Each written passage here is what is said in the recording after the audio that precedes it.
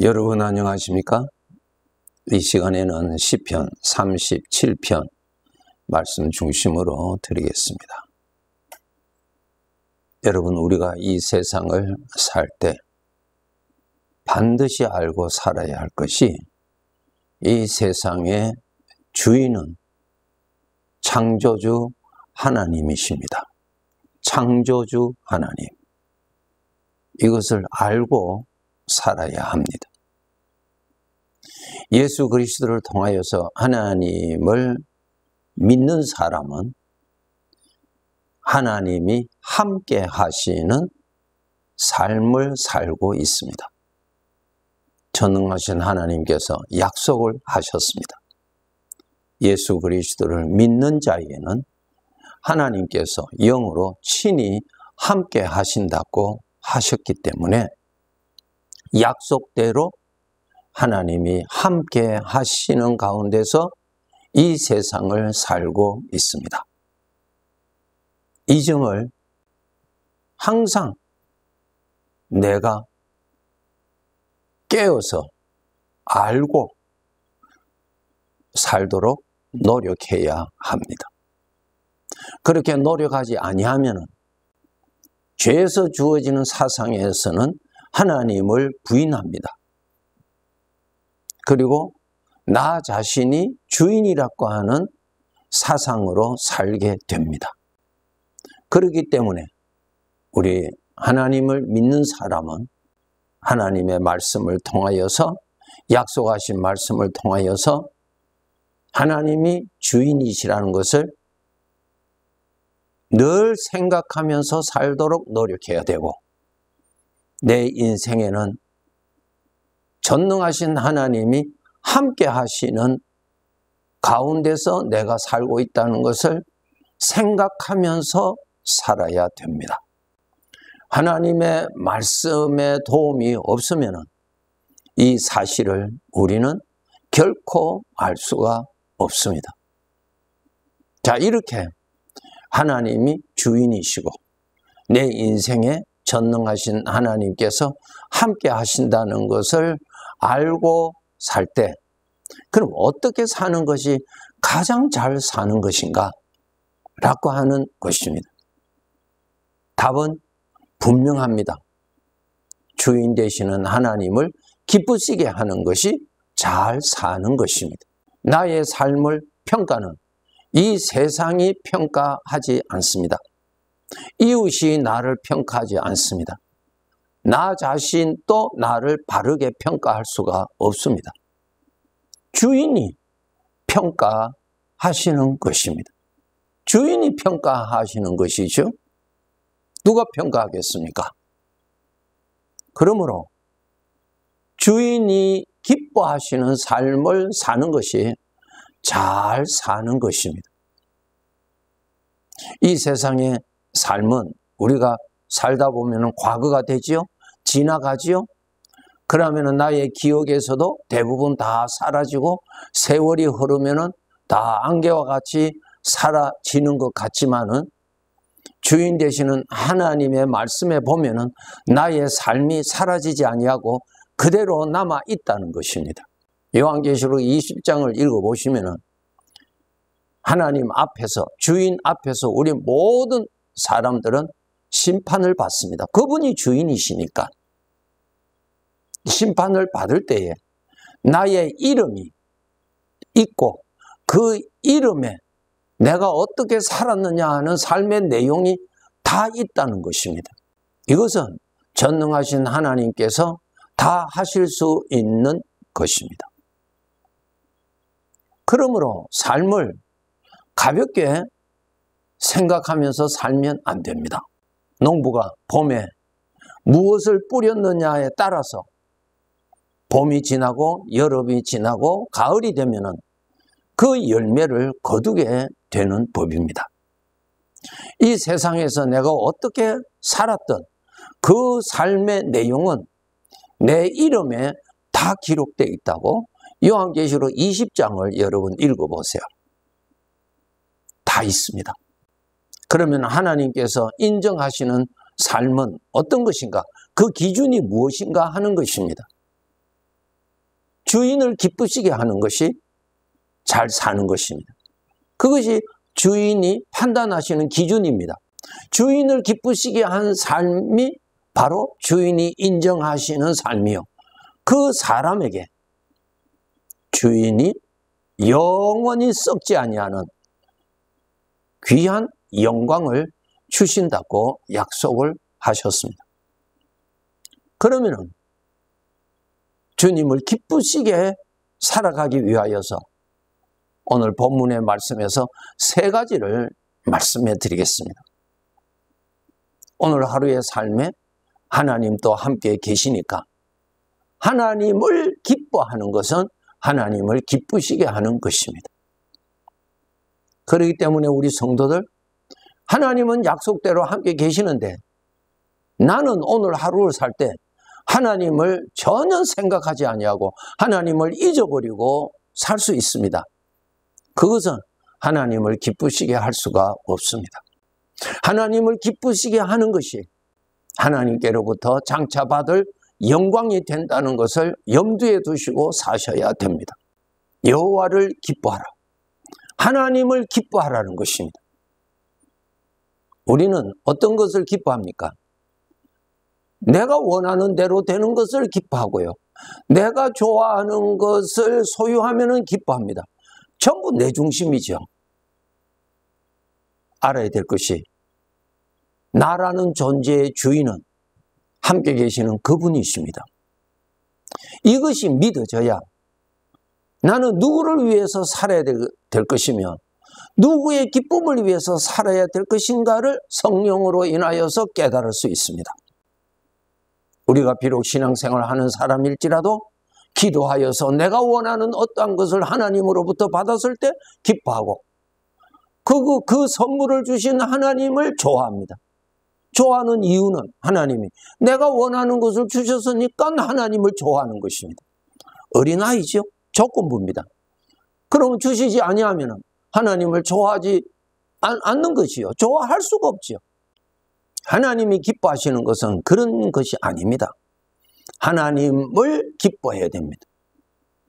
내 인생에 하나님이 계신다는 그 자체를 기뻐해야 되고 하나님을 기뻐해야 돼요. 욥에게 큰 어려움이 왔지요. 그 많은 재산을 빼앗겼습니다. 사랑하는 자식을 잃었어요. 그 모든 것을 잃었지만 그에게는 여전히 하나님이 계셨습니다. 욥에게는 하나님은 많은 재산보다도 더 귀하였고 사랑하는 자녀보다도 하나님이 더 귀한 것입니다. 이러한 믿음을 하나님이 기뻐하시는 것입니다. 여러분, 우리가 이 세상에 살 때 좋을 때도 있고 안 좋을 때도 있는데 여전히 하나님은 함께 계십니다. 그 하나님을 가장 나에게 보물로 여길 줄 알고 환난 중에서, 어려운 중에서, 핍박 중에서, 가난 중에서, 오해 가운데서, 고독한 가운데서 여전히 함께 계시는 하나님을 기뻐하고 여전히 함께 계시는 하나님을 섬기는 자, 그것이 바로 하나님을 참으로 기쁘시게 하는 삶이 됩니다. 두 번째로, 우리가 인생을 살아갈 때 어려운 일이 있습니다. 그러면 그 어려운 일을 내가 해결을 하지 못할 때는 그것이 나에게 근심이 되고 무거운 짐이 되고 불안이 되고 두려움이 되고 낙심이 되죠. 그런 가운데 하나님을 기쁘시게 하는 것이 무엇인가? 모든 것을 하나님께 맡기라고 하는 것입니다. 하나님께 맡기라는 것입니다. 왜? 그분이 나의 주인이시니까 맡길 줄 아는 믿음을 가져야 되겠죠. 그런데 이 맡기는 것이 훈련이 되지 아니하면 기도는 열심히 하고 여전히 또 눈 떠면 근심하고 걱정하고 불안하고 그 짐을 그대로 내가 가지고 있어요. 맡기면 가벼워야 되는데 기도한 후에도 무겁습니다. 왜요? 기도만 하였지 맡기지는 아니했다는 것입니다. 하나님이 기뻐하시는 것은 하나님을 믿고 맡기는 것을 하나님이 기뻐하십니다. 여호와께 맡기라고 오늘 본문 5절에 말씀했죠. 시편 55편 22절에 보면 내 짐을 여호와께 맡기라. 잠언 16장 3절에 너의 행사를 여호와께 맡기라. 베드로전서 5장 7절 너희 염려를 다 주께 맡기라. 하나님이 함께 계시니까 모든 무거운 짐을 하나님께 맡길 줄 아는 것은 하나님을 기쁘시게 하는 것입니다. 하나님을 믿으니까 하나님께 맡기잖아요. 조건부 달고 맡기지 마세요. 잘못된 것입니다. 나의 판단은 젖먹는 어린아이와 같은 수준이요. 우리 하나님은 전지하신 분이요 전능하신 분이십니다. 어떠한 조건을 가지고 맡기지 마세요. 전적 아버지께 맡기세요. 맡길 줄 아는 믿음이 있어야죠.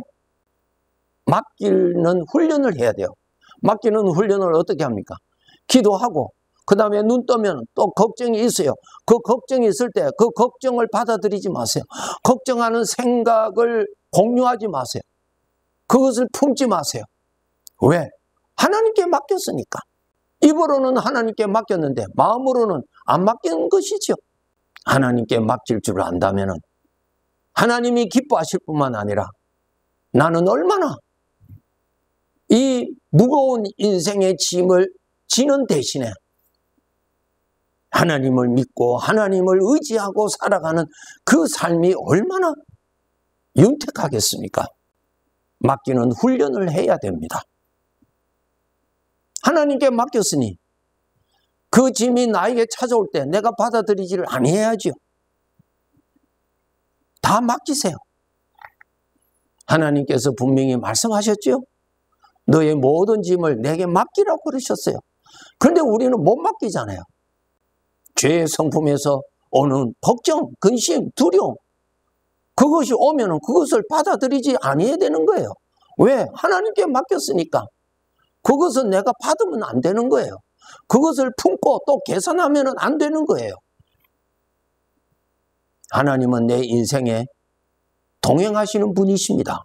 애굽에 팔렸던 요셉이 자기의 인생의 문제를 하나님께 맡길 줄 몰랐다면 요셉의 마음에서 나오는 죄의 성품에서 나오는 두려움, 절망, 미움, 분노, 복수심, 그 악이 가득 차서 요셉은 일찍이 죽었을 거예요.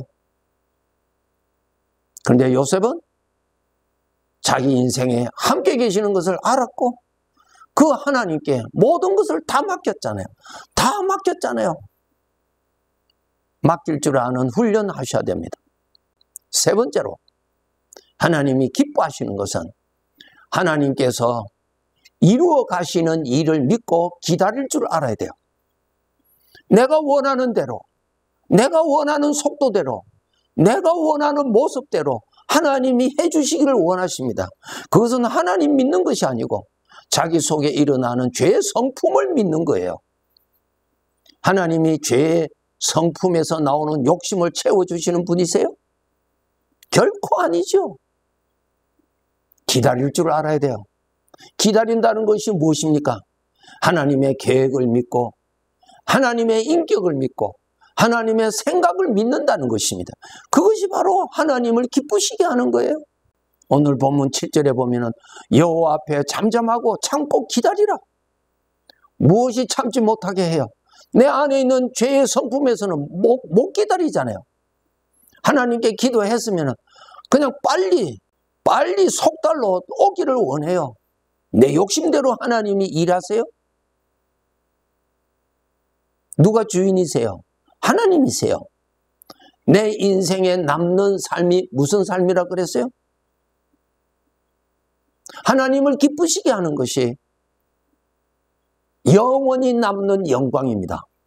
내 소원대로 이루어지는 것이 남는 것 아니에요. 속지 마세요. 여러분이 하나님을 기쁘시게 하는 삶을 살아야 천국 가서 영광을 누리고 삽니다. 무엇이 응답이에요? 하나님이 내가 원하는 것을 해주시는 것이 응답이에요? 속지 마세요. 아무런 영광이 없어요. 내가 원하는 것을 하나님이 주시든 안 주시든 늦게 주시든 상관없이 하나님을 기쁘시게 해드리는 것이 하나님께서 나에게 주시고자 하시는 응답입니다. 영원히 남는 응답입니다. 하나님 또 기뻐하시고 당신의 자식에게도 영원한 복이 되는 것이 하나님이 주시고자 하시는 응답이죠. 하박국 2장 3절에 보면 비록 더딜지라도 기다리라. 지체되지 않고 반드시 응하리라. 하나님은 너의 성격대로 일하시는 분이 아니라는 것입니다. 내가 원하는 대로 하나님이 일하시는 분이 아니라는 것입니다. 그분은 주인이세요. 하나님을 기쁘시게 해드리는 것만이 영원히 남습니다. 명심하시고 사세요. 여러분의 영원한 영광은 반드시 여러분이 어떻게 살았느냐에서 결과가 나옵니다.